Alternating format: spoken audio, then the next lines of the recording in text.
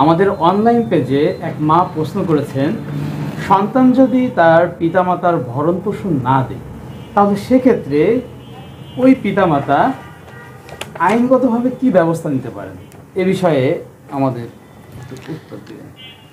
ধন্যবাদ। যিনি প্রশ্ন করেছেন আমাদের পেজে, যদি কোনো সন্তান পিতামাতাকে ভরণ পোষণ না দেয় সেক্ষেত্রে পিতামাতার করণীয়ের জন্যে বাংলাদেশ সরকার পিতামাতা ভরণ পোষণ আইন 2013 এই বিধান করেছেন। এখানে পিতামাতা ওই সন্তান যে সন্তান ভরণ পোষণ দেয় না তার বিরুদ্ধে আইনগত ব্যবস্থা গ্রহণের জন্য মামলা করতে পারবেন। এখানে মামলা করার আইনগত সুযোগ আছে এবং পিতার ভরণ পোষণের সংখ্যাগুলো এই ধারা 3 ধারাতে বলা হয়েছে এবং 4 ধারাতে বলা হয়েছে পিতা যদি বেঁচে না থাকে পিতার অবর্তমানে দাদা দাদি এবং মা বেঁচে না থাকলে মার অবর্তমানে নানা নানি, এনারাও এই ভরণ পোষণের আওতায় আসবেন।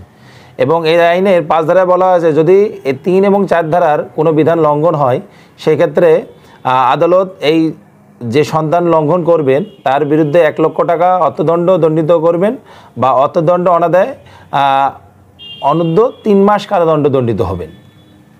এখানে একটা কোশ্চেন সেটা হলো ভরণ পোষণ বলতে আসলে কোন কোন বিষয়গুলো বোঝাচ্ছে? হ্যাঁ, এই ক্ষেত্রে 3 ধারায় বলা আছে পিতামাতার ভরণ পোষণ বলতে প্রত্যেক সন্তানকে তার পিতামাতার ভরণ পোষণ নিশ্চিত করতে হবে।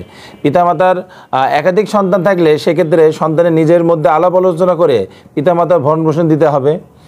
পিতামাতার ভরণ নিশ্চিত করার ক্ষেত্রে প্রত্যেক সঙ্গে পিতামাতার একই সঙ্গে একই স্থানে বসবাস নিশ্চিত করতে হবে। মানে আপনি যে বোঝাতে যাচ্ছেন সেটা হলো যে তাদের খাওয়া দাওয়া, বস্ত্র, চিকিৎসা, বসবাসের যে সুযোগ সুবিধা এই সবগুলাই কি এই ডেফিনিশনের? জি জি জি, এই আইনের 3-এর 5-এ বলা হচ্ছে যে খোঁজ খবর রাখিবে, স্বাস্থ্য সম্পর্কে নিয়মিত খোঁজ খবর রাখিবে, প্রয়োজনীয় চিকিৎসা সেবা পরিচর্যা এবং তাদেরকে অন্য অন্য এই উপধারাতে বলা আছে যে তাদেরকে যে প্রয়োজনীয় যে ফান্ডামেন্টাল রাইটস এইগুলো পূরণ করতে হবে। এবং 4 ধারায় বলা হয়েছে যে যদি পিতামাতার অবর্তমানে দাদাদিকে তারা দিতে বাধ্য থাকবে।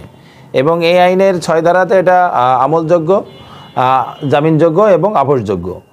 আর 8 ধারাতে বলা হয়েছে যেটা আপোষ নিষ্পত্তি করতে পারবে আদালত চাইলে সংশ্লিষ্ট ইউনিয়ন পরিষদ যিনি মেম্বার, চেয়ারম্যান অথবা পৌরসভা, সিটি কর্পোরেশনের মেয়র, কাউন্সিলর এনাদের নিকট প্রেরণ করতে পারবে। আর ওনারা যদি এটা বিরোধ নিষ্পত্তি করে সেক্ষেত্রে আইনের 8-এর 2 উপধারাতে বলা আছে এটা আদালত কর্তৃক নিষ্পত্তি হিসেবে বিবেচিত হবে। এখন এই যে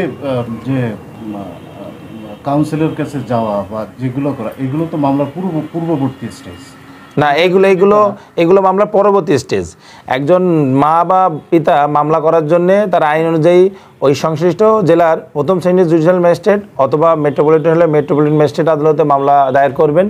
এবং মামলা দায়ের করার পরে আদালত যদি মনে করে যে এটা নিষ্পত্তি, যে আপোষ নিষ্পত্তি করা সম্ভব, সেই জন্যে এটা যেহেতু পারিবারিক বিষয় সেই জন্য সংশ্লিষ্ট মামলা দাখিলের পরবর্তীতে আদালত নির্দেশ ক্রমে ওনারা মীমাংসার জন্য ওখানে যাবেন। এবং ওই সংশ্লিষ্ট জায়গায় যদি চেয়ারম্যান, মেম্বার বা পৌরসভা, কাউন্সিলর নিষ্পত্তি করা হয় আদালতে আইনে বলা আছে যে এটা উপযুক্ত আদালত কর্তৃক নিষ্পত্তি বলে ধরে নেওয়া হবে। এবং এটা ধরে নেওয়া হবে যে এই মামলাগুলা যেগুলো ফাইল হবে এগুলো বেইলেবল এবং কম্পাউন্ডেবল এবং কগনিজেবল।